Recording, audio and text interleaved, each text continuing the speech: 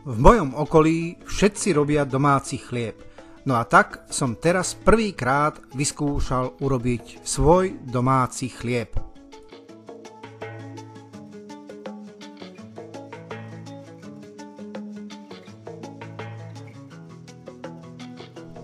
Z vlažnej vody, cukru a sušeného droždia som urobil kvások.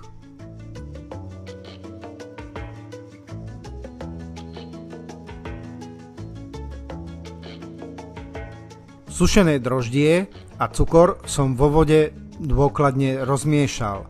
Potom som misku zakryl tanierom a nechal som kvások nabehnúť.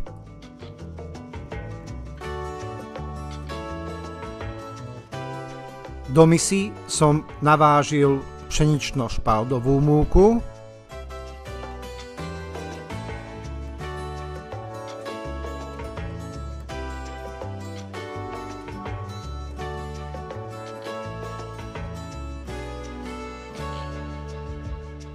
a potom som k nej navážil hladkú múku.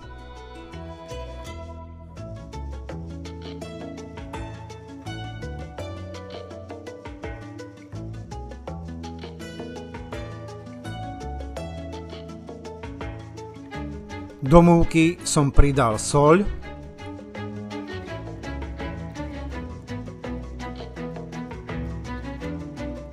múku so soľou som premiešal,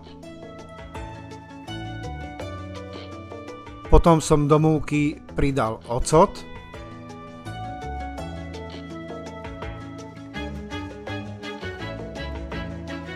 a ešte raz som všetko spolu premiešal.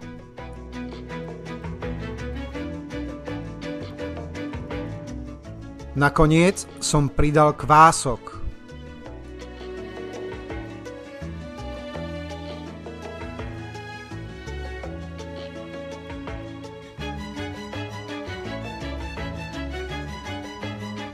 No a potom som nechal všetky suroviny vymiesiť do hladkého cesta.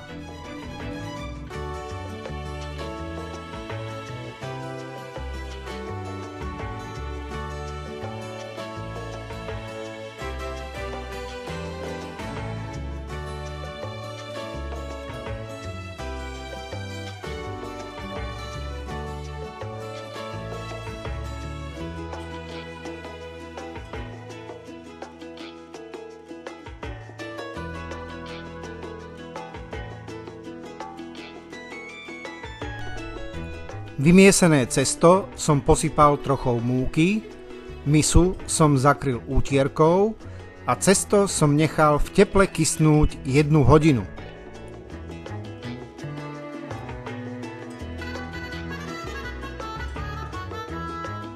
Pracovnú dosku som trochu pomúčnil,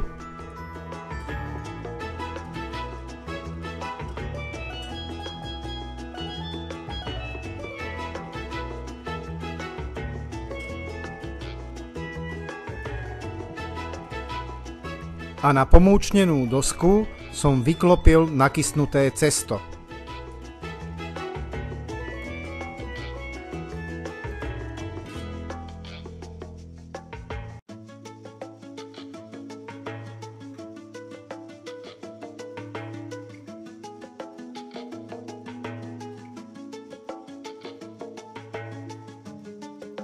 Cesto som pomúčnil aj na povrchu a potom som cesto ešte trochu prehnietol.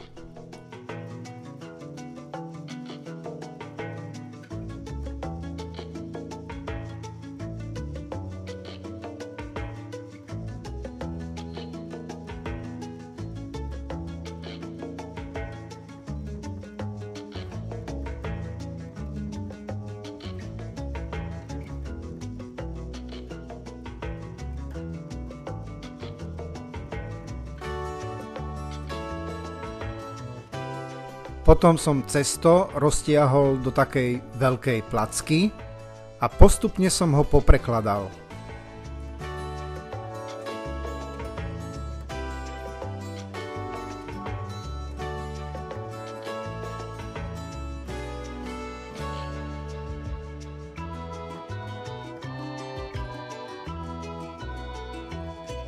No a nakoniec som z cesta vytvaroval bochník.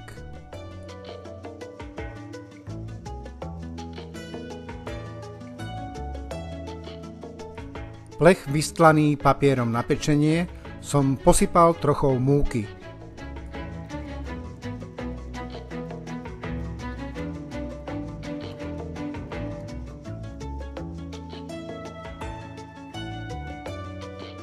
Na pomúčnený plech som uložil bochník cesta, zakryl som ho útierkou a nechal som ho asi takých 10-15 minút podkysnúť.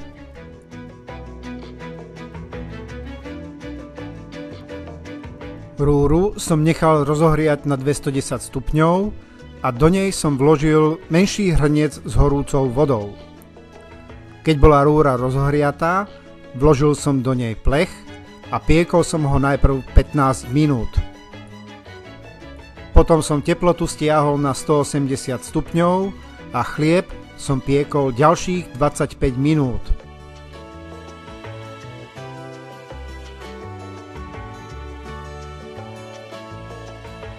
Upečený chlieb som položil na mriežku a nechal som ho vychladnúť.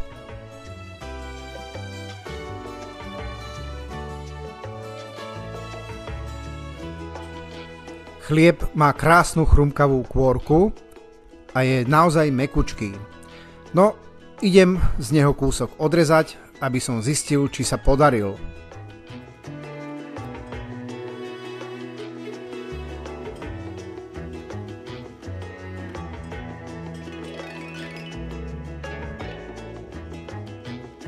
Takže toto je môj prvý upečený chlieb.